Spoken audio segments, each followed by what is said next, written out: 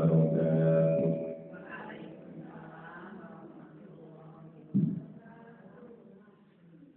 Alhamdulillahi wa kafa.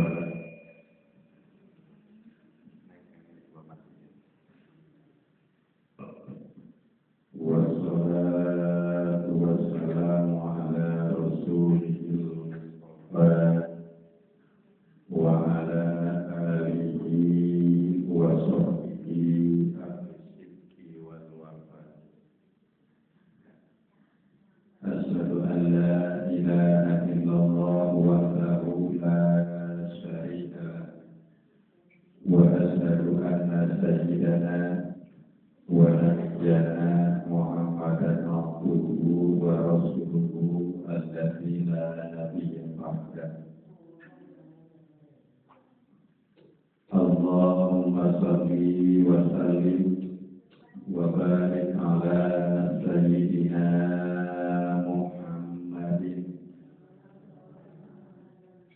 wa ala alihi wa ashabihi ajma'in. Faqad qala Allah ta'ala fi kitabihil karim wa huwa asdaqul qailin. A'udzu billahi minasy syaithanir rajim. Bismillahirrahmanirrahim. Wa laysa bit-tawbatu lil ladzina ya'maluna as-sayyi'at hatta idza hadara ahadakumul maut. Al-ayat wal ma'na wallahu a'lam bishawab. Wa qala Rasulullah sallallahu alaihi wasallam, inna Allaha azza wa jalla yaqbalu tawbatal 'abdi ma lam yufakkir. Al-hadits wal ma'na wallahu a'lam bimuradi. Amma ba'd. Hadirin ma'asyiral muslimin, jamaah majelis taklim dari Rahman yang saya hormati dan mudah-mudahan dimuliakan oleh Allah Subhanahu wa taala. Puji dan syukur mari senantiasa kita panjatkan kehadirat Allah Azza wa Jalla, Zat yang senantiasa melimpahkan berbagai macam kenikmatan-kenikmatannya kepada kita, terutama kenikmatan iman, Islam dan kesehatan, sehingga dengan kenikmatan-kenikmatan tersebut dalam kesempatan yang berbahagia ini kita masih bisa bersilaturahmi, bermuajahat, bertatap muka, bersilaturahmi dalam rangka takliman ritolatul ilmi. Mudah-mudahan langkah kita, duduk kita di tempat yang berbahagia ini menjadi saksi nanti di yaumil qiyamah. Amin ya Allah ya rabbal alamin. Shalawat ma'asalam hai makrunatan bil ta'lim, semoga tercurah kepada junjungan kita baginda yang mulia Rasulullah Muhammad sallallahu alaihi wasallam, para keluarga, para sahabat dan para pengikutnya, termasuk kita yang hadir di tempat yang berbahagia ini. Amin amin ya Allah ya rabbal alamin. Ibu-ibu hadirin sekalian yang saya hormati dan mudah-mudahan dimuliakan oleh Allah Subhanahu wa taala.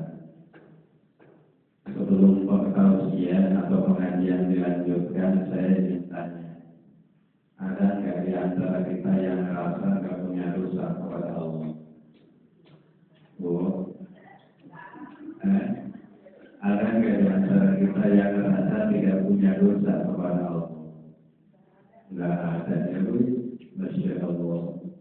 Bahkan kalau kita muhasabah sejak kita balik umur, kalau perempuan 9 tahun atau sejak keluar rahim sampai sekarang, ada yang sudah 20 tahun, ada yang sudah 30 tahun, ada yang 40 tahun, ada yang 50, 60, 70, guru berapa?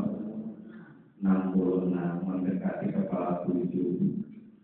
Ya, yuk kita muhasabah kepada Allah. Sudah berapa banyak dosa yang kita laksanakan? Yuk, sudah berapa banyak dosa kita kepada Allah Subhanahu wa Ta'ala? Tidak begitu, Masya Allah. Ya, karena memang itu karakter kita, itu jiwa kita, itu adalah perilaku kita, tampaknya salah dan lupa. Pak Ustaz, apakah ketika saya banyak dosa kepada Allah, Allah akan mengampuni dosa saya, Pak Ustaz? Insya Allah. Karena Allah itu memiliki sifat Maha Rahman, Maha Rahim, dan Maha apa itu Maha Penerima Taubat. Siapa yang hafal Asmaul Husna? Salah satu sifat yang dimiliki oleh Zat yang Allah memiliki sifat Al-Ghafur. Apa itu Al-Ghafur? Allah Maha Pengampun. Apa artinya Pak Ustaz?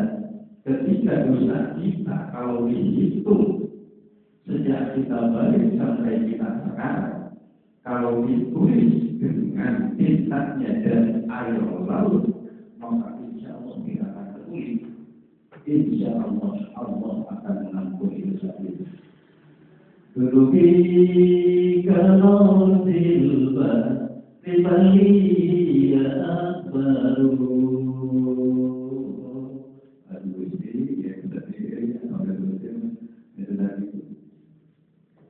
Duduki ya Allah, duduki kalau silba Ribaliya akbar. Ya Allah, dosa saya begitu banyak, ya Allah. Bahkan kalau diumpamakan seperti buih di lautan. Betul, Bu. Yang tidak betul sombong kepada Allah, bukan kepada Pak Ustaz Ija juga. Karena memang itu hakikatnya Allah. Tetapi seberapa banyak dosa yang kita lakukan selama kehidupan kita, Allah akan mengampuni dosa yang kita laksanakan, yang kita lakukan, kecuali dosa syirik kepada Allah Subhanahu wa Ta'ala. Apapun akan Allah ampuni, selama dia bersegera dengan ampunan Allah Subhanahu wa Ta'ala, tidak menunda-nunda untuk bertaubat kepada Allah Subhanahu wa Ta'ala. Malam yubaghir, selama nyawa masih dalam jasad dan tubuh kita, sebelum sampai ke dalam tenggorokan, maka taubat yang kita laksanakan, taubat yang kita lakukan, insya Allah Allah akan menerima taubat yang kita laksanakan.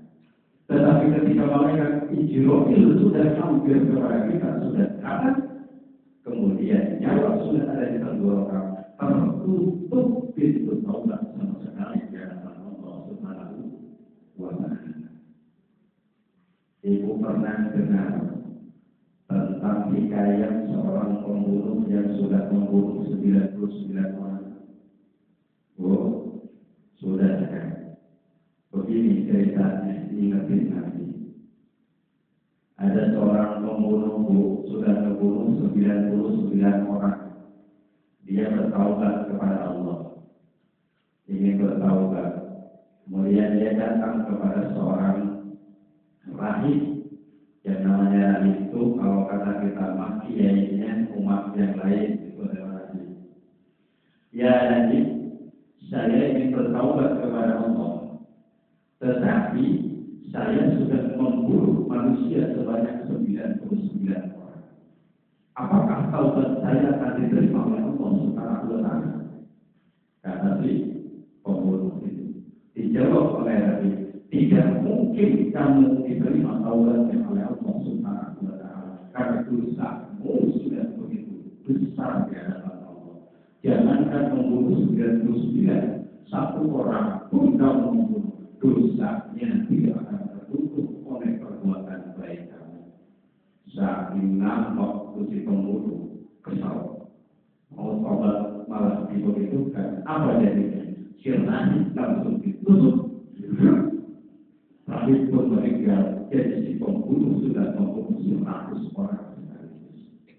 Kemudian si pembunuh pergi ke seorang alim, orang yang mengetahui tentang aturan-aturan agama. Ya ulama, saya ingin bertobat kepada Allah. Apakah taubat saya masih mungkin diterima oleh Allah Subhanahu wa Ta'ala?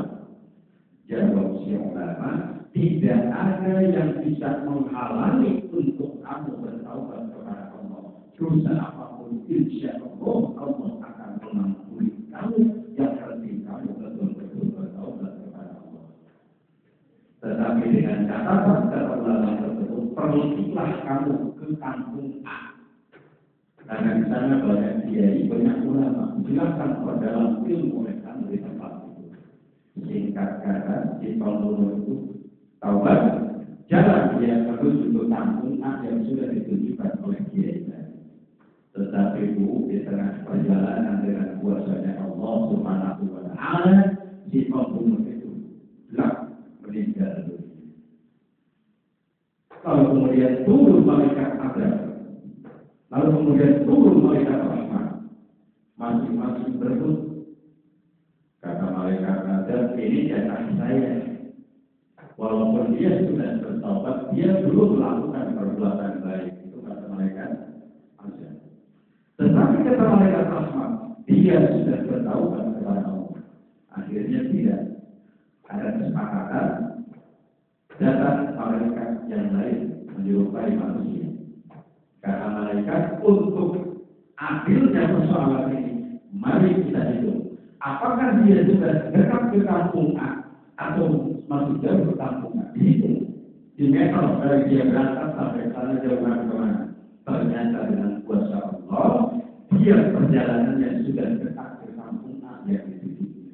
Maka kata malaikat rahmat, ini adalah orang akan saya masukkan ke dalam surga oleh Allah pribadi di sana. Tanpa bisa langsung masuk ke dalam surga yang Allah Subhanahu wa Ta'ala.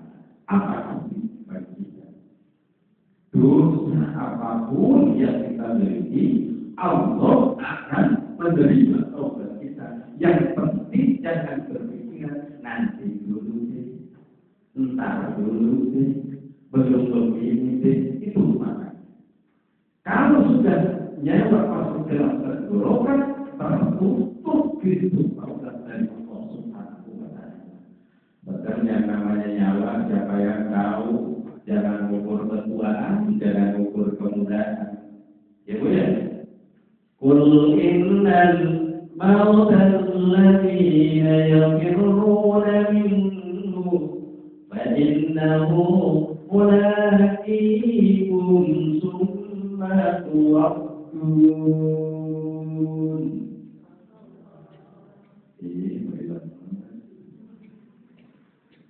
Allah katakan itu dalam firman.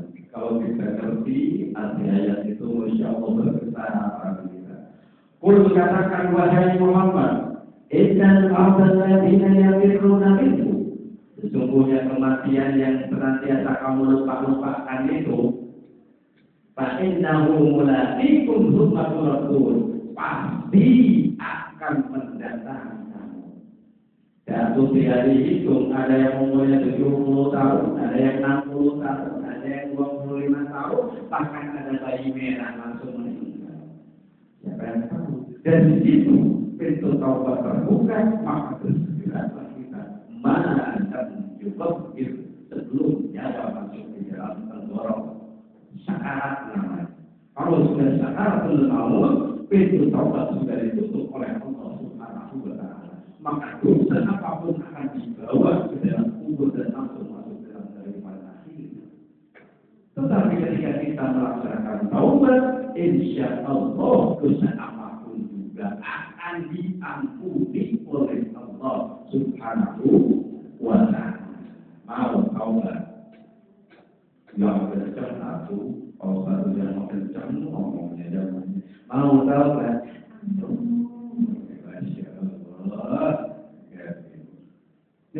Pentingnya taubat itu begitu maksudnya. Jangan kata jenong ini kayak gitu masih jenong katanya. Kata jenong itu saya masih muda, udah besar duluan katanya. Siapa tahu dia memang besar duluan. Tapi tidak menutup kemungkinan yang muda duluan. Allah, maka bersegera dengan ampunan taubat dari Allah Subhanahu wa Ta'ala. Lanjut, teman ujian atau kehujanan itu, nyantai aja ya. Kadang-kadang kan kita begitu ya, mau berbuat baik, nanti dulu aja hidupnya belum istiqomah. Mau mengerjakan perbuatan baik, jangan begitu. Kadang-kadang mau apa, mau pergi ke masjid, dan mau pergi ke masjid. Yang tadinya nggak pernah mau ke masjid, tiba-tiba berubah, pengen ke masjid, dan karena di situ jalannya berubah. Sedikit masjid kita ini, berubah sedikit. Ini mah di sana, di kampung jauh, di sini mah enggak beda. Iya. Kadang-kadang begitu. Iya kan? Cuma saja perhatikan. Nah, atau yang tidak bisa dan yang tidak biasa taklid, datang ke majelis taklid, mau taklid, datang ke kawasan itu. Apa alasan pertama? Isi biasa lagi enggak. Itu kita salah. Biasa. Tetapi menyedia gitu. Pertama kali dimulai jangan takut. Karena tadi dikatakan wasyariku ila magfiratin min rabbikum. Bahasanya bersegeralah kamu dengan ampunan Allah. Apa? Tahu benar yang harus kita laksanakan dalam kehidupan kita. Pertanyaan dari saya, sering kita dengar taubat. Apa sih taubat itu? Sebenarnya tadi kita Masya Allah begini dorongan kita untuk melakukan taubat, ternyata begini. Sekarang apa itu taubat? Kan kalau saya lagi jalan kantung batu, astagfirullah, itu taubat. Betul, itu pun bagian dari taubat. Tiba-tiba kita lagi mau ke dapur, ke antuk, kita sudah tidur saja, astagfirullah, itu taubat. Taubat itu pun, itu mana? Tetapi taubat menurut bahasa itu, kata Imam Al-Ghazali dikatakan, yang namanya taubat secara bahasa itu, mereka disampaikan.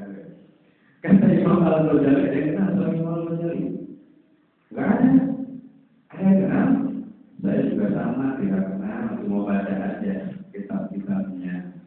Kata Imam Al-Ghazali, yang namanya taubat itu adalah asal katanya dari tabat, yaitu taubatan. Itu masdar. Apa artinya? Tabat yaitu taubatan, artinya sama dengan kalimat arjuju. Nah, kalau dengan kalimat rujuk atau kata rujuk, pasti pada artinya. Apa itu rujuk? Rujuk apa itu? Kembali. Jadi si A sama si B sudah bercerai, tapi sekarang kan rujuk lagi, dan itu kembali lagi. Nah, taubat itu adalah kembali hakikatnya. Itu menurut bahasanya, pengertian taubat itu sepintas kita harus berpikir begitu. Yang namanya taubat itu sama dengan rujuk kembali. Itu tuh maknanya. Contoh misalkan nih. Ibu mau ke Serang, dari depan naik mobil PCI, langsung mau naik mobil Serang, ibu tujuan mau ke PCI, tetapi di perjalanan ibu naik mobil Serang, ya dari depan tuh, misalkan, padahal mau ke PCI mau kunjungan doang, barangnya baru 5 menit, langsung karena itu orangnya teror, misalkan, teror. Barang yang langsung molor, gitu ya. Biasa kan kalau lewat di stasiun, di mobil itu kalau kantor itu datang kadang-kadang itu ya.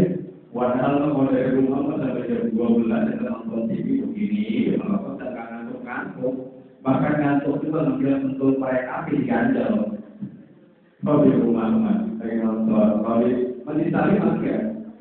Ibu bisa kerja sini, depan naik mobil angkot, di Ustaz Serang, padahal mau ke PCI. Terus, setelah baru 5 menit, baru nyampe ke Ramayana.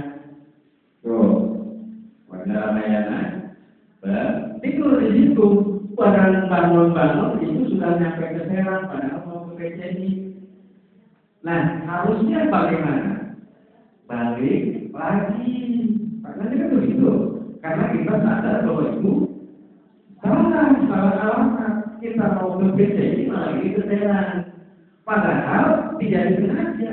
Apalagi kalau disengaja, makanya disengaja katanya mau ke sana, mau ke BCI, tapi mau datang begini, sudah nyampe ke BCI, katanya kok mobilnya suruh berhenti, berarti kan kita masih bertanyakan kalau lihat itu.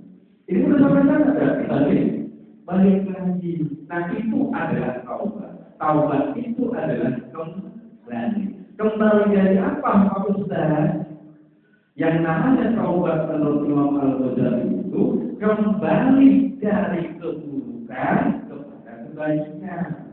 Karena bahasanya itu anibu ilallah, kembali kepada Allah.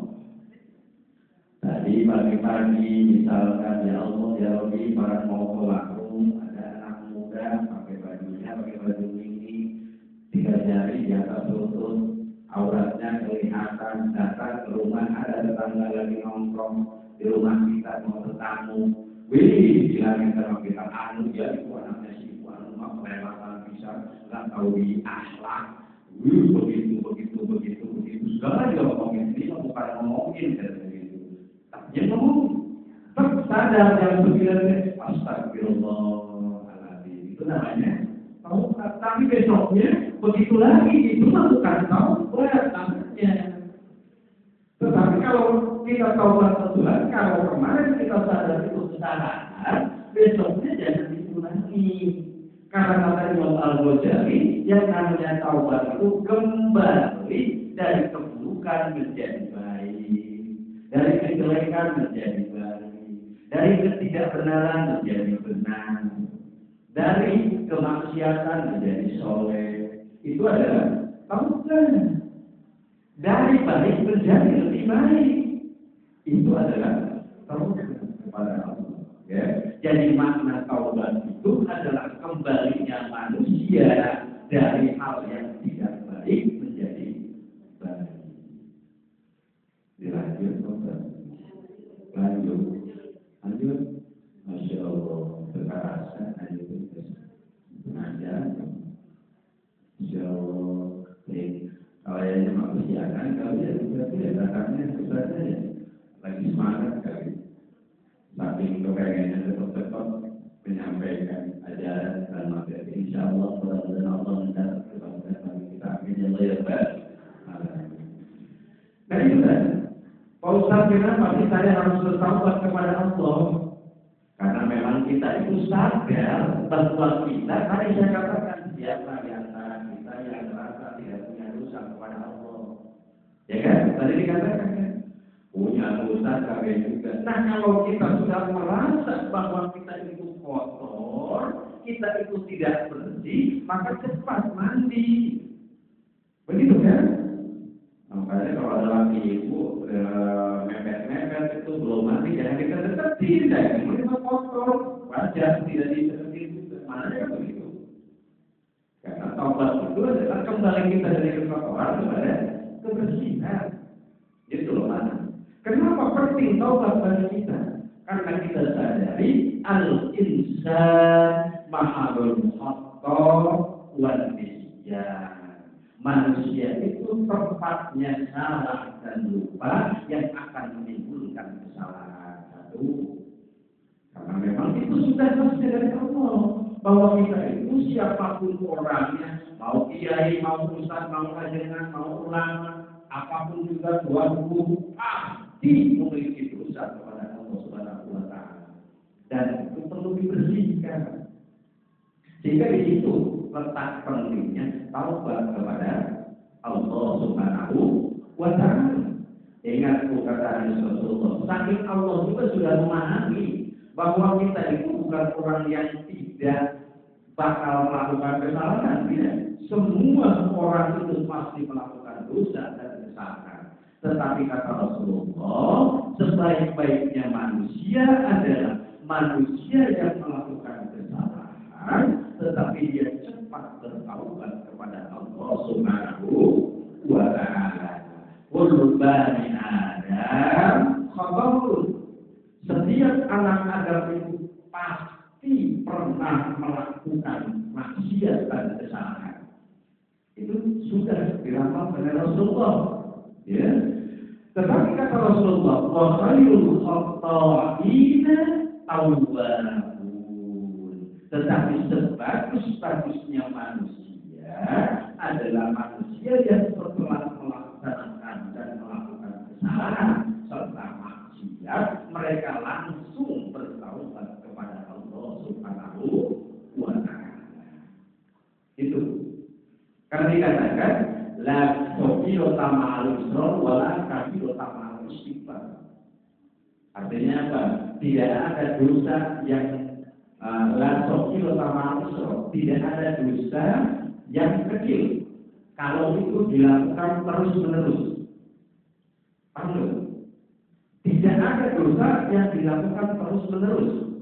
Dosanya dosa kecil, tidak termasuk. Walau kami dan tidak mungkin ada dosa besar. Mau istighfar, kalau kita terus beristighfar, namanya kita bertobat kepada Allah. Contoh misalkan nggak sengaja ada orang lewat kita lagi kesel sama tetangga, ya. Terus saking udah muncul di hati, awas gitu dan melewat. Mudah-mudahan balik kempes. Oh, itu dosa kecil awalnya. Lalu kemudian terus dilakukan tiap hari, maka itu akan menjadi dosa besar. Tetapi kalau kita melaksanakan dosa besar, kalau tidak terus bertaubat kepada Allah, maka akan hapus dosa besar itu. Maknanya itu pentingnya taubat kepada Allah Subhanahu wa Ta'ala. Di samping itu, yang namanya taubat adalah salah satu pintu untuk kita yang disediakan oleh Allah Subhanahu wa Ta'ala untuk memperoleh keberuntungan di hadapan Allah Subhanahu wa Ta'ala.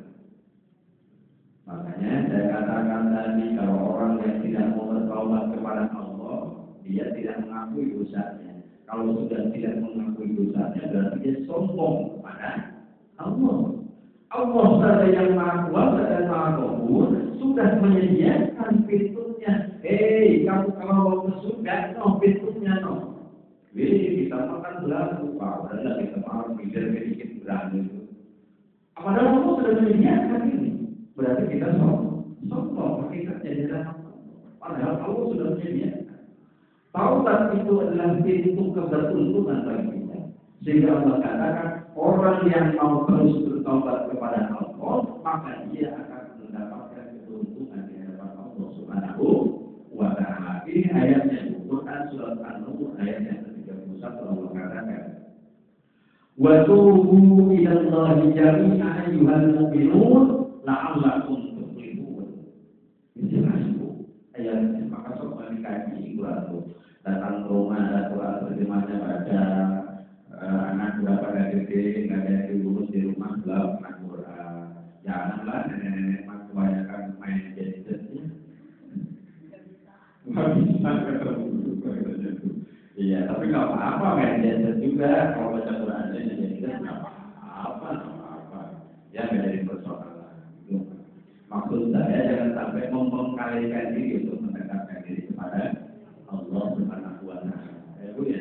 Karena di sana dikatakan dalam surat An-Nur ayat ke-31, wa tubu dan taubatlah kamu ilallahi jami'an kepada Allah untuk semuanya. Semuanya itu baik yang muda, yang tua, yang pertengahan, anak muda, sok bertaubat kepada Allah dari Allah. Jangan suka menunda-nunda.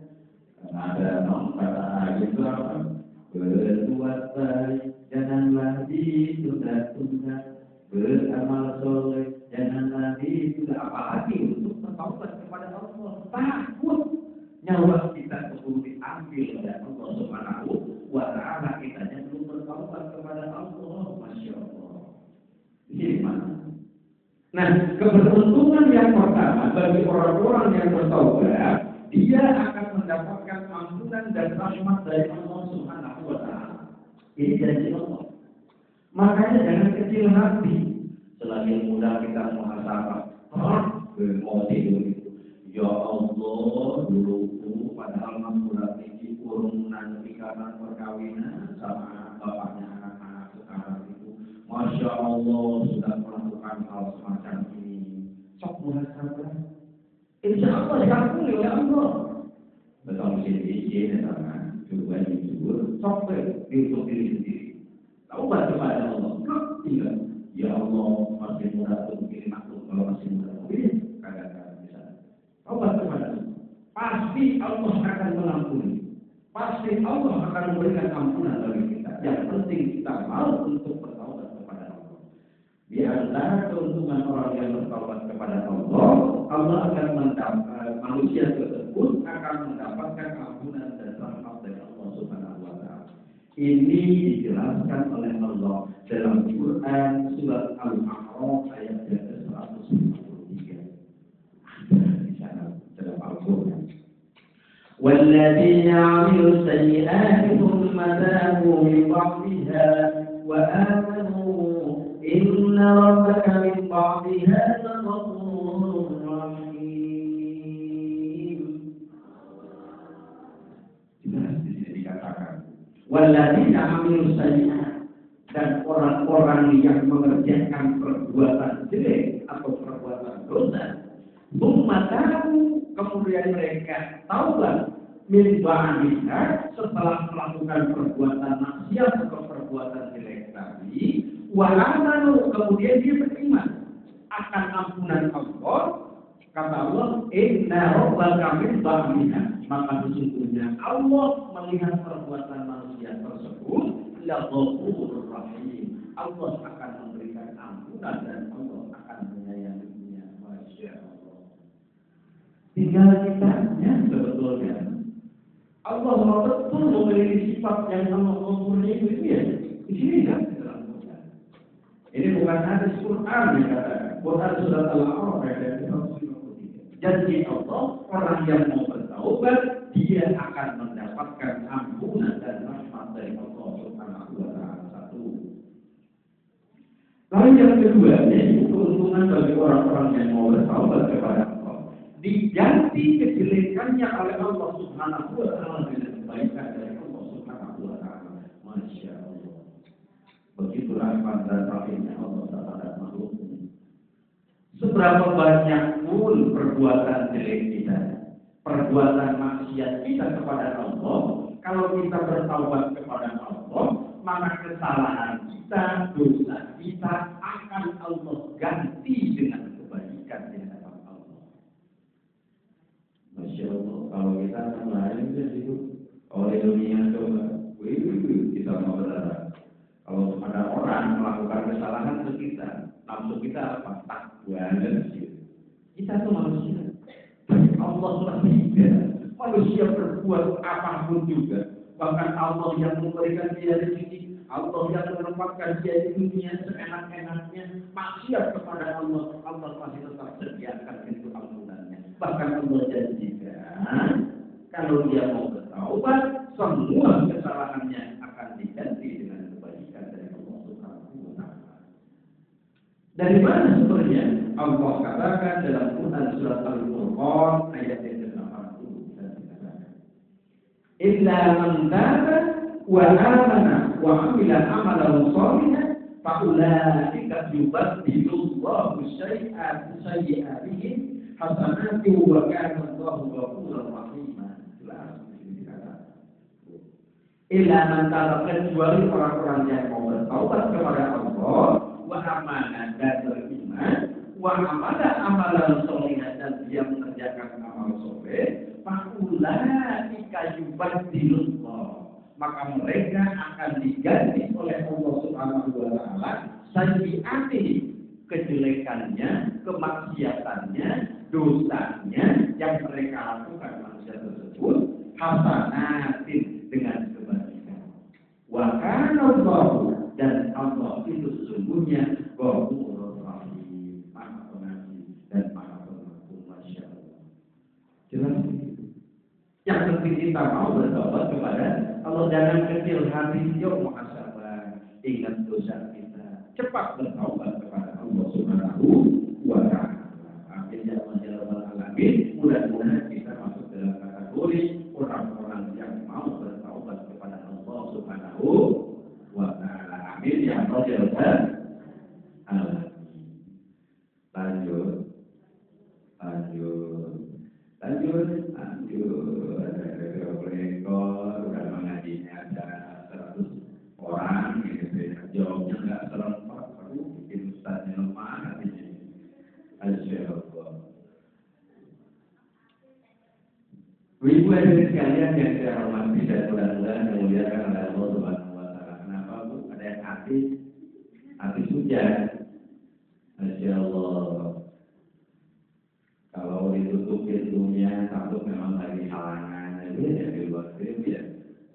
Iya, udah gitu. Nabi Ustaznya udah datang 15 menit sebelum perjalanannya.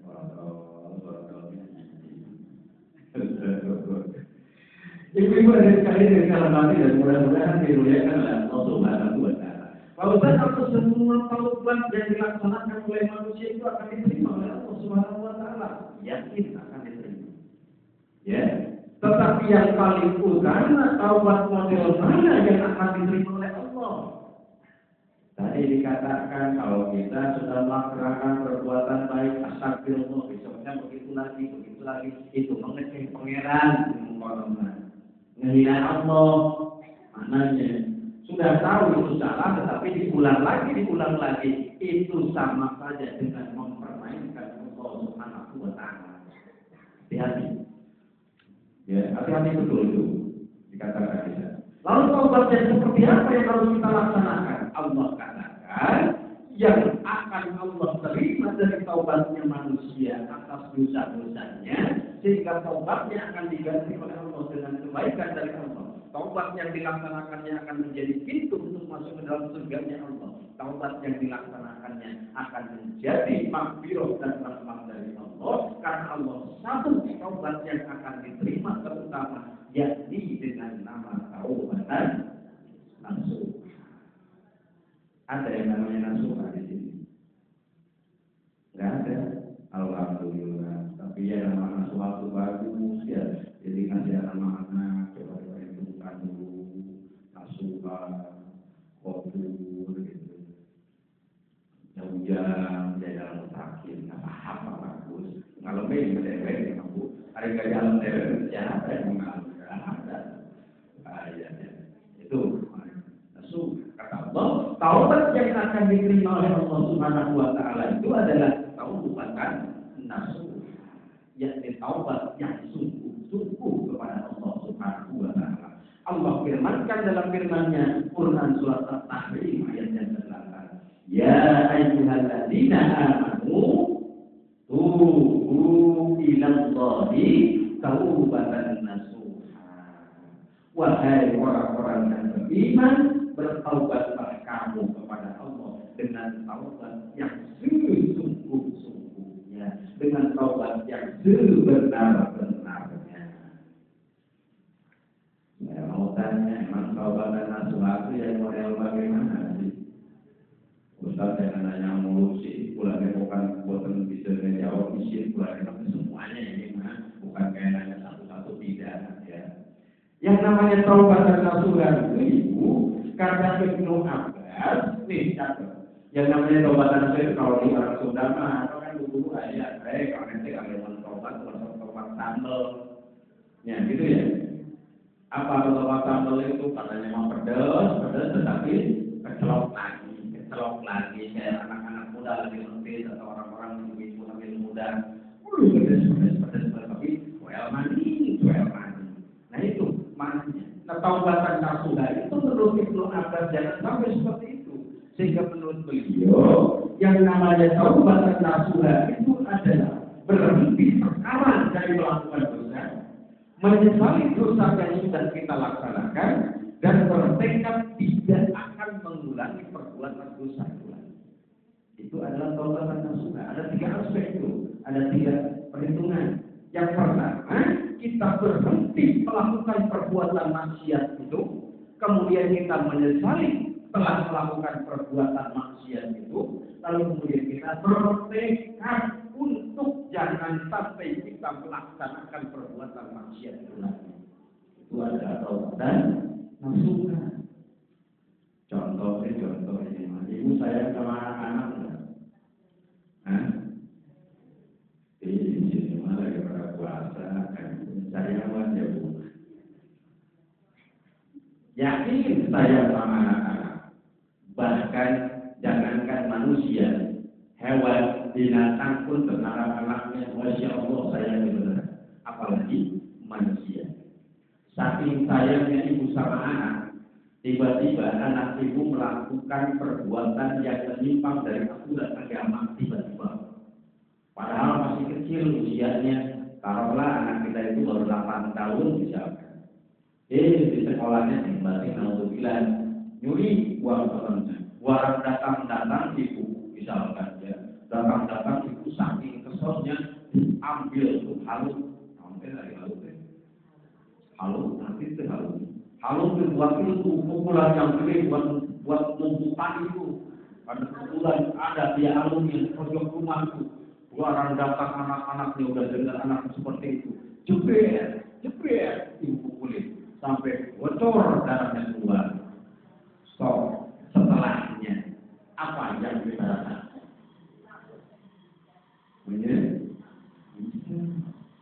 Sehingga kita kan di hari itu, ya Allah kelewatan anak saya ini, ya kan? Ya Allah saya nggak mau lagi. Pokoknya mas saya mau menggaris bumi, saya nggak mau lagi melakukan perbuatan itu, ya kan? Itu makna. Ketika kita melaksanakan perbuatan maksiat kepada Allah, maka tumbuh penyesalan dalam diri kita. Kalau kemudian kita menyesal atas perbuatan yang sudah lalu itu. Dan kita pun pasti, ya Allah apapun yang terjadi sama anak saya ke depan, saya nggak mungkin berbuat seperti ini lagi. Nah, ini untuk yang sesungguhnya. Obatan nafas itu begitu menurut Islam kan. Sehingga dikatakan berhenti melaksanakan perbuatan maksiat itu. Kemudian kita sesali perbuatan yang sudah lewat yang kita laksanakan.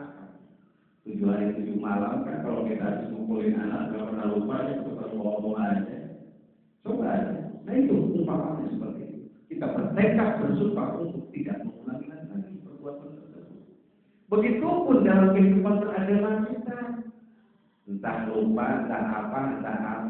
Tadi asik, kita malam-malam misalkan karena nggak bisa tidur, sampai jam 12 malam masih di tengah rumah. Misalkan ini aja, sampai jam 12 malam di tengah rumah, gelap sambil nonton TV gelap tidur. Anak lagi keluar kota, suami sudah lagi kerja kerja malam gilirannya. Kita bareng-bareng bangun jam 7 pagi. Berarti kan sholat subuhnya ketinggalan tuh.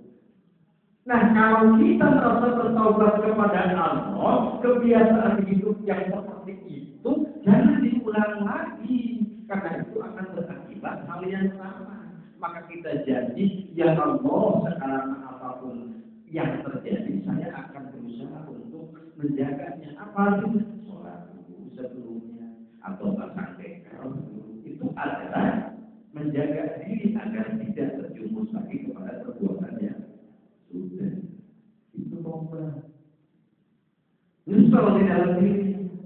Iya Musa dan juga nyesal. Iya alhamdulillah. Pagi-pagi ribut sama suami. Masalah sepele. Badan ke, segala-gala keluar.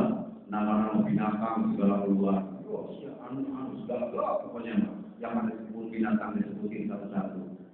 Kalau suka begitu nanti kalau ke barat sana ya pergi ya ke kebun binatang ya, minta maaf besar ke kebun binatang. Iya, manusia mau begitu sih kadang-kadang mungkin namanya manusia mau ya Allah kalau lagi marah itu segala bangga. Pokoknya mah dari kebun binatang deh pindah ke rumah kaki. Itu dia harus satu di hati. Nah pagi-pagi sebelum berangkat bapaknya udah meloyor, bapak pergi ke kantor, pergi ke tempat kerja, kitanya di rumah cepat masalah. Ya Allah, kok saya melewatkan amal ya tadi sama suami saya, padahal dia itu imam saya. Ya Allah, yang untuk apa dosanya ini saya? Ya Allah, saya akan minta maaf ya Allah. Ya Allah, betul. Padahal di sorenya suaminya balik lagi, terulang lagi. Begitu lagi itu bukan tobat. Karena dia mengulangi lagi apa yang tadi dilaksanakan. Kalau dia taubat kepada Allah akan kesalahannya, pagi dia berantem sama suaminya, sadar dia nomor dia salah, kemudian suaminya datang langsung, lipstiknya ditertelit, pedangnya ditertelit, yang biasanya pakai minyak uang langsung, pokoknya macam dan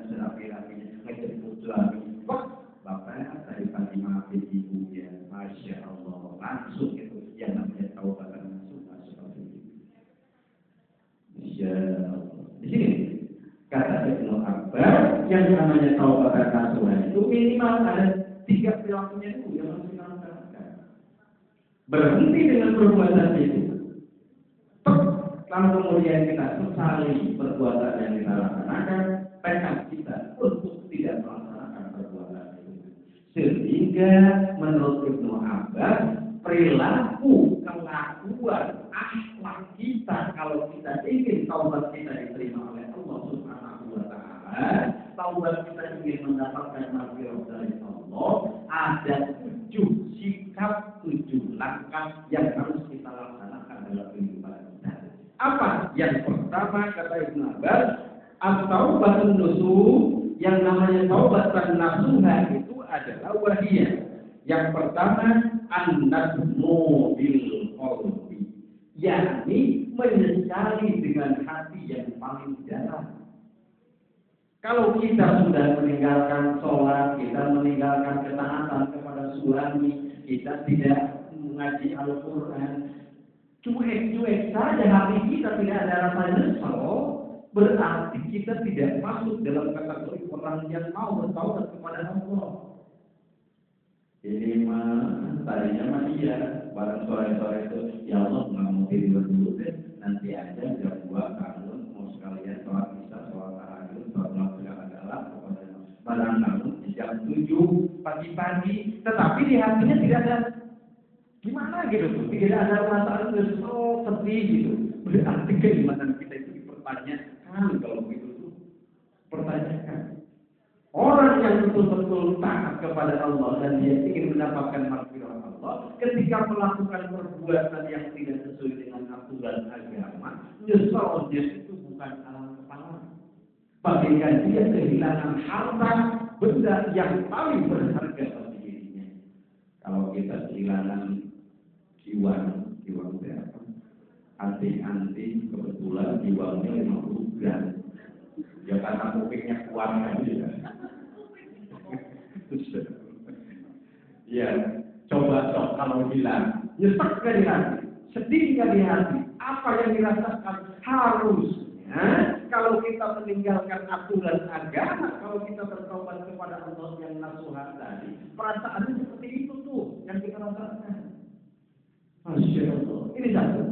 Tanda orang betul-betul taubat dan nasuha itu perilakunya, akhlakiannya, pertama an-nadmu bil qalbi. Dia menyesal di dalam hati.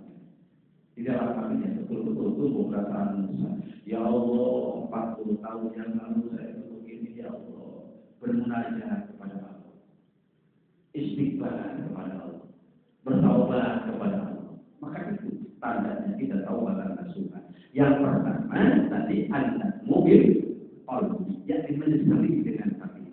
Lalu yang kedua sama saja. Yang kedua itu tanda bahwa taubatan nasuha itu sudah kita laksanakan dan insya Allah diganti oleh Allah dengan ampunan Allah. Sifat yang ada yang harus ada dalam diri kita ketika sudah bertaubat, al-istiqomah, tekad. Tekad apa? Wal itmar alla ya'uda ilaihi, yakni tidak akan mengulangi lagi perbuatan tersebut. Kan kalau kata orang sudah makin abang beri gurunya, gimana sih? Ari daratobat esa ayalima, seperti itu. Ayo, izin wal bisa balikan Walakonan paresan hilali diru ngajauhan cekat jemidi ari saratanu kapopatnya eta. Saya menjadi aneh seperti ngomong ulang begitu Ustaz ngomong naon. Ari saratanu kapopatnya eta. Urang kena tenang karena kubilan sarat kalimana lakonanana tapi tututu dina Al-Quran karya ujian dena makin ada lagi sih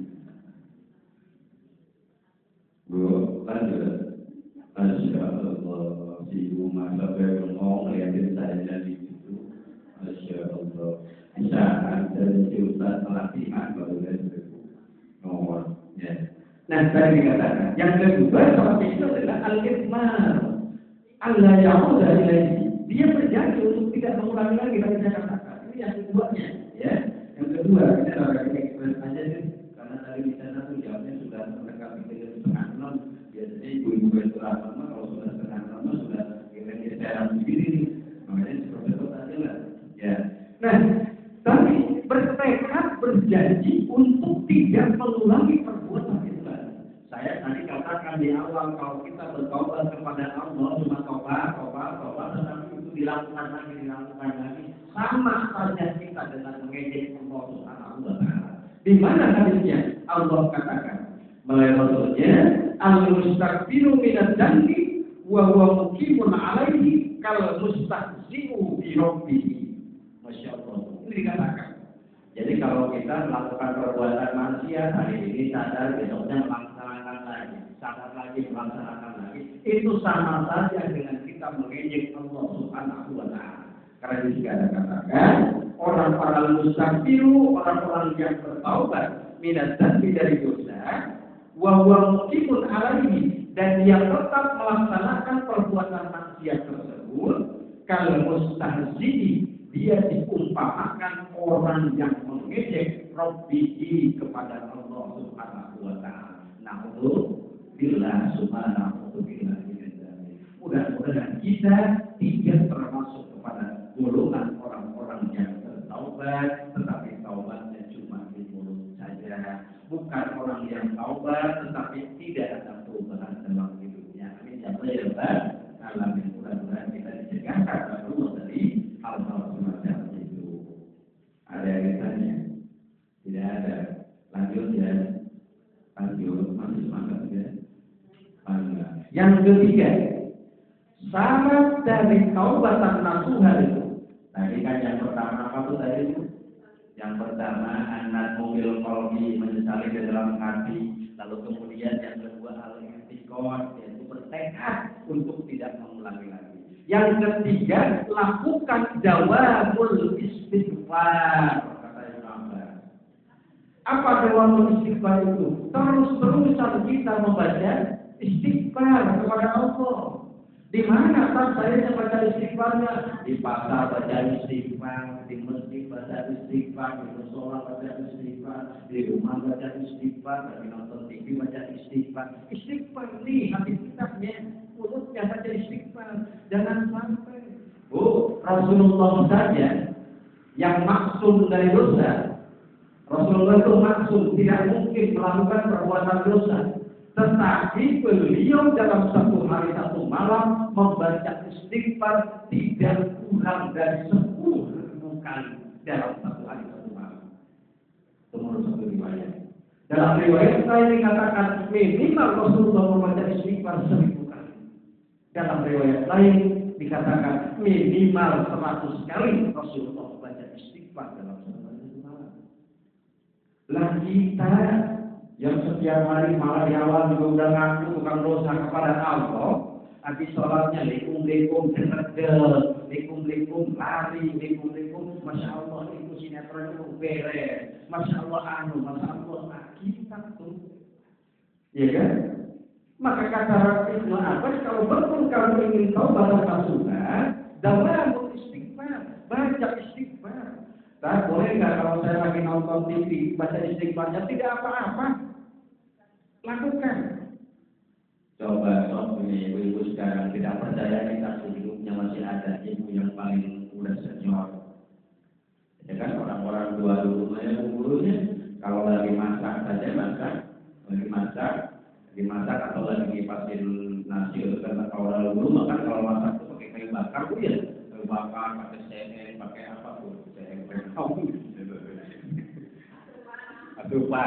asupan tuh udah beresnya blok kena tulang ambil secoleknya ambil gitu ya apa namanya gigit ya punya gigit kipas dari bangku itu coba dilihat orang-orang tua dulu sambil ngake astagfirullah rabbal ya kan Istighfar. Apa ujungnya? Anak-anaknya berkah. Rezeki yang dimakannya berkah. Dan jangan kamu sakit, jangan apa orang-orang dulu. Coba dibayangkan. Iya, makanya berkah dari Allah karena begitu istighfar. Beda dengan ibu sekarang yang sekarang usianya baru 40 tahun. Lalu udah segala-galanya irisan kan? Mau ngambil yang nggak mau begini lipat-lipat, dia ambil itu dari kipas angin, colok-colokin. Itu juga plastiknya juga segede-gedenya kawin lagi. Sumpah niku kawin mana mau berkah tuh. Sok bedanya. Nggak percaya sok anggap lah bandingin, ya kan? Kalau Allah masya Allah betul lah. Astagfirullahaladzim, astagfirullahaladzim. Orang-orang tua dulu masih beda dengan yang sekarang. Masak nasi, goreng tempe dulu makan itu astagfirullah. Kalau sekarang mana? Di mana? Astaga. Dari mana mau berkahnya makanan? Ini. Apalagi kalau kita merasa bahwa kita itu manusia yang tidak luput dari dosa, maka dawamul istighfar minimal habis sholat baca istighfar. Ya, habis istighfar. Itu yang mudah apalagi yang kuat mah. Yang mudah pun apalagi yang kuat mah.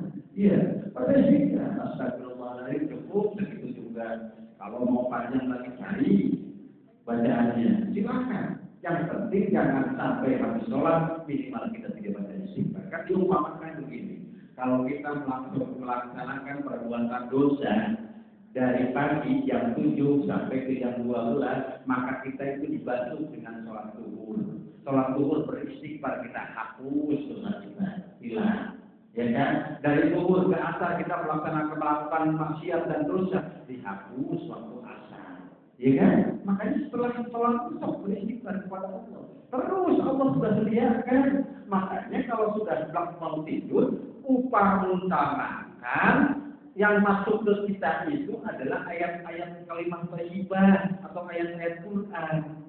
Gitu loh. Sebelum tidur itu makanya disyariatkan baca Quran. Kalau kemudian kita disyariatkan baca malam dinar, ayat kursi, itu mananya sampai pagi bangun kita dalam dawamul istighfar. Biasakan membaca istighfar. Habis sholat dimanapun dalam posisi begini, atau lagi ngaji begini, benar gitu, tapi di hatinya astagfirullah. Itu mana? Taubatan nasuha, 3 sikap berikutnya adalah dawamul istighfar. Lalu yang keempat, ini dia ekspres baru satu dulu padahal masukannya, tapi wow udah sejam. Ada yang keempatnya, tindakan atau perilaku yang keempat, melakukan sholat taubat. Melakukan sholat taubat. Saya mau tanya di sini, siapa yang sudah pernah melakukan sholat taubat sebanyak dan umur yang dia miliki? Kalau umurnya 40 tahun kali 360 hari, berapa jumlah? Minimal 14.000. Berarti kalau kita senantiasa sholat taubat 1 hari 1 kali, jumlah sholat taubat yang sudah kita laksanakan 14.000. Ada nggak? Masya Allah. Atau dibalik itu pertanyaannya sama saya, kalau itu di sini siapa yang seumur hidup belum pernah sekalipun melaksanakan sholat taubat? Udah semuanya insya Allah. Nah, kalau taubat kita ini diterima dan masuk dalam kategori taubat dan nasuha, lakukan sholat taubat kepada Allah Subhanahu wa Ta'ala. Karena Rasulullah SAW katakan dalam sebuah hadis, "Ma min 'abdin yudnibu dzanban, fayusiru tahur, tsumma yaqumu wa yusalli rak'atayn, tsumma yastaghfirullah illa ghafarallahu lahu." Masya Allah. Ini hadis itu. Hadis itu berarti kan ajaran yang disampaikan oleh Rasulullah Sallallahu Alaihi Wasallam. Ini hadis diriwayatkan oleh 3 perawi hadis. Pertama Imam Tirmidzi, yang kedua Abu Dawud, yang keempat Imam Ahmad. Rasul katakan dalam hadisnya, "Ma min 'abdin yudnibu dzanban." Tidak ada seorang hamba pun yang melaksanakan perbuatan dosa kepada Payu sirun kabul. Kemudian dia memperbagus toharohnya dalam pengertian berwudu. Ya, kemudian dia berwudu. Sumbayakumu, kemudian dia berdiri. Fasolli rok'ataini, kemudian dia sholat 2 rakaat. Kata Rasulullah, sumbayastakbirullah, kemudian dia beristighfar kepada Allah. Illa ghafarallahu lahu, kecuali Allah pasti akan mengampuni manusia tersebut. Masya Allah, kata itu gaya kena sholat taubat. Masya Allah, mudah-mudahan di sini mau istilah tampang-tampangnya juga rajin-rajin sholat taubatnya sini. Amin ya Allah.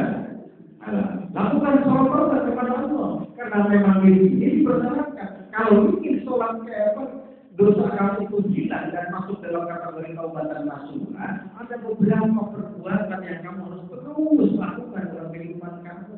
Yuk mulai saat ini, saya janji nanti malam saya mulai sholat bertaubat kepada Allah Subhanahu wa Ta'ala. Di kampung itu sholat, misalkan yang pertama sholat taubat dulu, ya kan? Kemudian sholat tahajud, yang kedua sholat hajatnya nanti dibelakangkan, meminta belakang dulu, bersihkan dulu aktivitasnya. Tobat dulu, tahajud dulu, baru sholat hajat. Itu tuh makanya dilakukan. Tetapi kalau sholat taubat, kapan waktunya Pak Ustaz? Waktu sholat taubat itu terserah ibu mau melaksanakannya kapan? Silahkan. Mau pagi-pagi mangga, siang hari mangga, sore hari mangga. Tetapi jangan sampai dilaksanakan pada saat-saat diharamkan melaksanakan sholat. Kapan diharamkan melaksanakan sholat? Setelah kita melaksanakan sholat subuh, sebelum matahari terbit satu tumbang, kira-kira jam 7 lewat, lalu kita sholat. Itu diantaranya. Lalu yang kedua, tidak boleh pas saat ada persis. Atau kalau kata belajar agamanya, kalau istiwa. Pas saat matahari mancerat di atas ubun-ubun kita, itu ada ulama yang mengharamkan mengerjakan sholat. Lalu kemudian setelah waktu asar, artinya kalau kita sudah melaksanakan waktu asar, ya sholat asar sampai maghrib itu tidak ada sholat lagi. Sudah, kalau sudah melaksanakan waktu asar sudah. Jangan ini mah ada mantu baru pengen dipuji sama mertuanya, kami sholat asar karena ada mertuanya. Allah, sholat apa dong? Sholat ini Pak, bang dia asar berubah. Jangan, tidak ada. Makanya gitu. Nah, sholat taubat itu boleh dilakukan kapanpun itu, yang penting jangan waktu-waktu yang diharapkan untuk melaksanakan sholat. Mau kapanpun silakan, tetapi memang yang utamanya adalah seperempat malam. Makanya saya sarankan sampai sholat tahajud, sampai sholat hajat, istighfar, sholat mutlak segala kita laksanakan di sana. Oh, hidup itu mau nyari apa sih selain kepada keriduan Allah menuju kehidupan akhir. Siangnya boleh kita sibuk mencari harta. Tetapi jangan lupa kehidupan kita di akhirat. Wabtaqi bima ataakallahu al-akhirah wa la tansa nasibaka minad dunya. Imbangkan kehidupan kita itu antara kehidupan dunia dan akhirat kita. Seberapa panjang pun usia kita, 100 tahun dah, pasti mati. 150 tahun dah, pasti mati. Berapapun umur kita, pasti akan mati. Maka dari itu, persiapkan diri kita. Salah satunya bersihkan diri kita dari dosa-dosa melalui sholat taubat kepada Allah. Menggambarkan. Iya.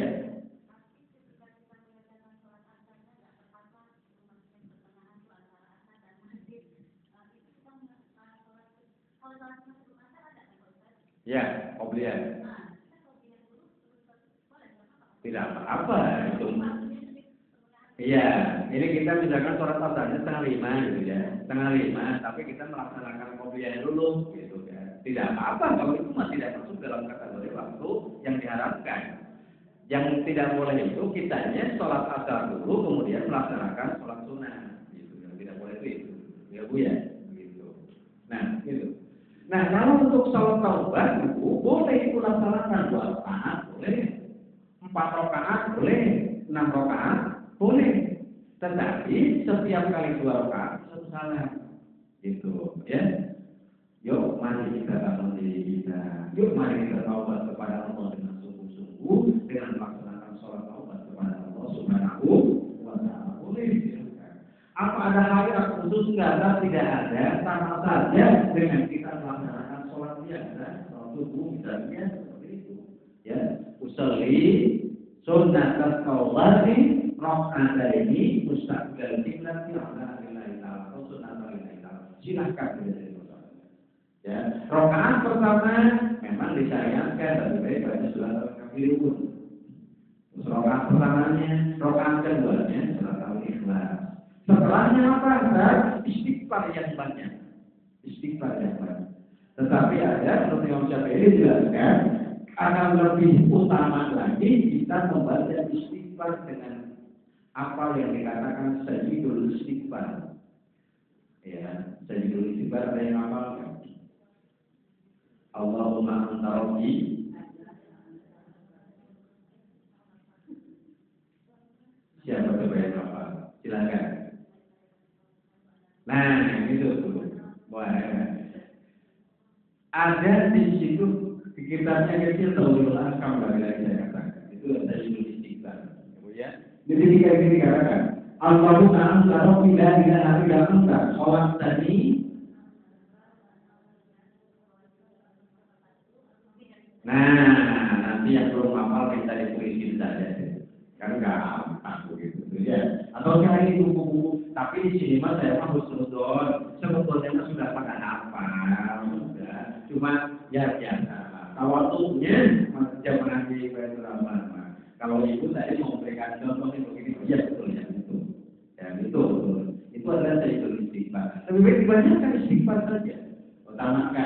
Utamanya adalah membaca syahidul istighfar. Ya, yang tadi kalimatnya Allahumma rabbi la ilaha illa anta wa ala tadi wa na'buduka wa ala andika wa wa'dika mastaqamtu amrulaka bil matika alayya. Apa enggak? Pak, ini yang anak muda hafal pakai pasti lah. Kau punya salut saya. Sudah masih muda sudah begitu. Insyaallah mudah-mudahan kita masuk dalam kategori orang-orang yang tawabun, orang-orang yang taubat secara langsung kepada Allah Subhanahu wa Ta'ala. Yang keempat, masih ada waktunya, adalah masih sedikit lagi mas.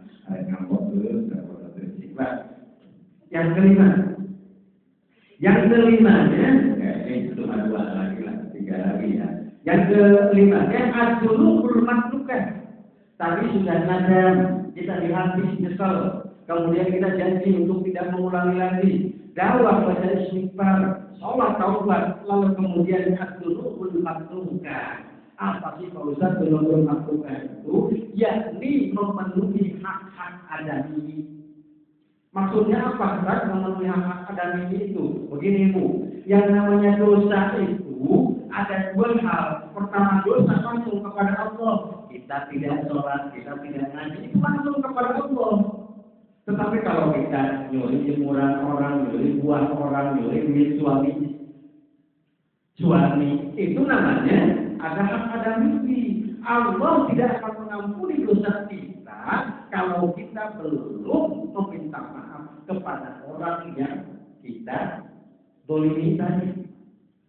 Misalkan nih dulu waktu usia bandel umur 17 tahun masa SMA ada pohon orang buang mandi di dekat pinggir jalan langsung diambil,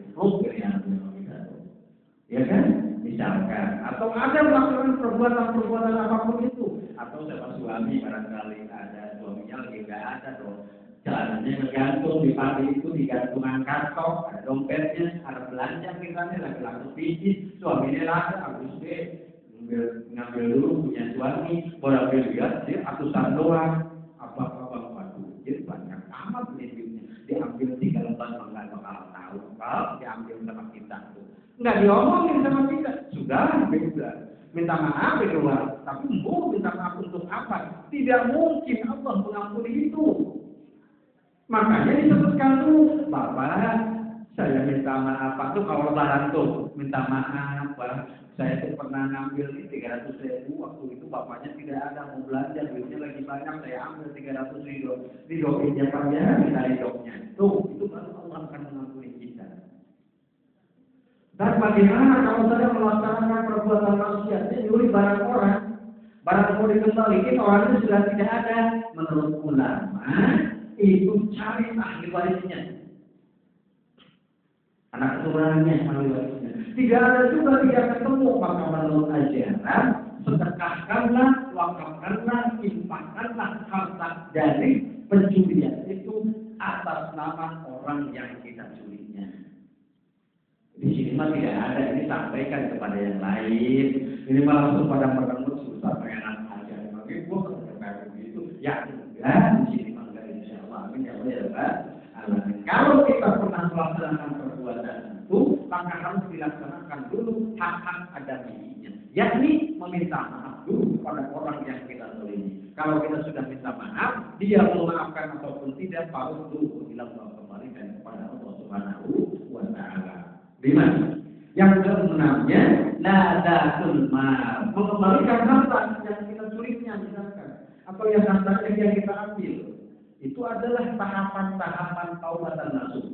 Yang keenam, ladatul mal. Kalau kita mencuri 100.000, kalau kita ngambil yang bukan 100.000, kembalikan 100.000-nya itu. Kalau tidak ada orangnya, berikan kepada ahli warisnya. Kalau tidak ada, wakafkan, infakkan, sedekahkan atas nama orang yang kita curi. Tidak tahu kan namanya pulang saja cukup. Allah Maha tahu. Kita sedekah atas nama orang yang kita curi dulu uangnya. Insya Allah itu akan dilakukan oleh Allah Subhanahu wa Ta'ala. Yang ketujuhnya, kata Ibnu Abbas, kalau taubatan nasuha itu adalah al-iman bimaghfiratihi.